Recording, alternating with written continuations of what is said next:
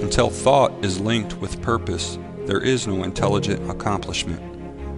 With the majority, the bark of thought is allowed to drift upon the ocean of life. Aimlessness is a vice, and such drifting must not continue for him who would steer clear of catastrophe and destruction.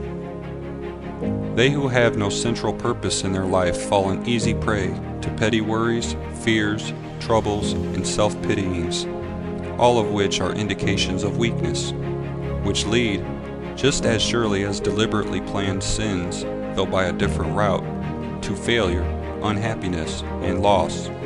For weakness cannot persist in a power-evolving universe.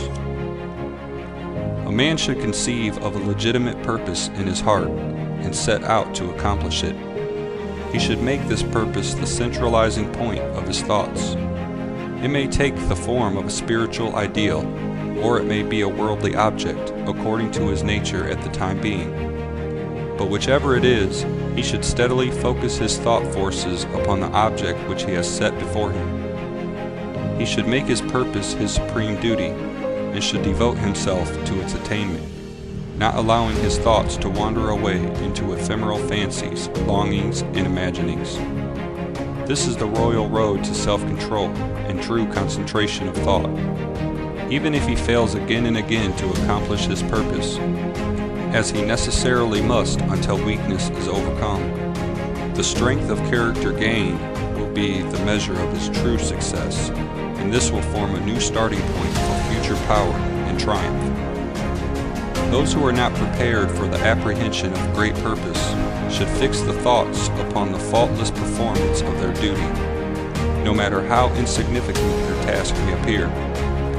Only in this way can the thoughts be gathered and focused, and resolution and energy be developed, which being done, there is nothing which may not be accomplished. The weakest soul, knowing its own weakness, and believing this truth, that strength can only be developed by effort and practice, will at once begin to exert itself, and adding effort to effort, patience to patience, and strength to strength, will never cease to develop, and will at last grow divinely strong. As the physically weak man can make himself strong by careful and patient training, so the man of weak thoughts can make them strong by exercising himself in right thinking.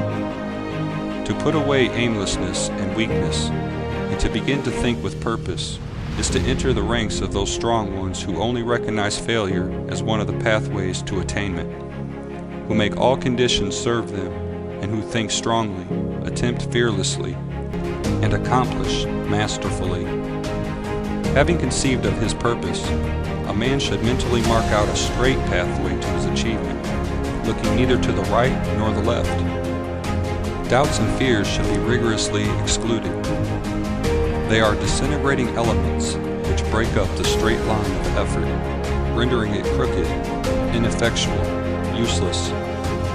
Thoughts of doubt and fear never accomplish anything, and never can. They always lead to failure. Purpose, energy, power to do, and all strong thoughts cease when doubt and fear creep in. The will to do springs from the knowledge that we can do. Doubt and fear are the great enemies of knowledge, and he who encourages them, who does not slay them, thwarts himself at every step. He who has conquered doubt and fear has conquered failure. His every thought is allied with power, and all difficulties are bravely met and wisely overcome. His purposes are seasonably planted, and they bloom and bring forth fruit which does not fall prematurely to the ground. Thought allied fearlessly to purpose becomes creative force. He who knows this is ready to become something higher and stronger than a mere bundle of wavering thoughts and fluctuating sensations. He who does this has become the conscious and intelligent wielder of his mental powers.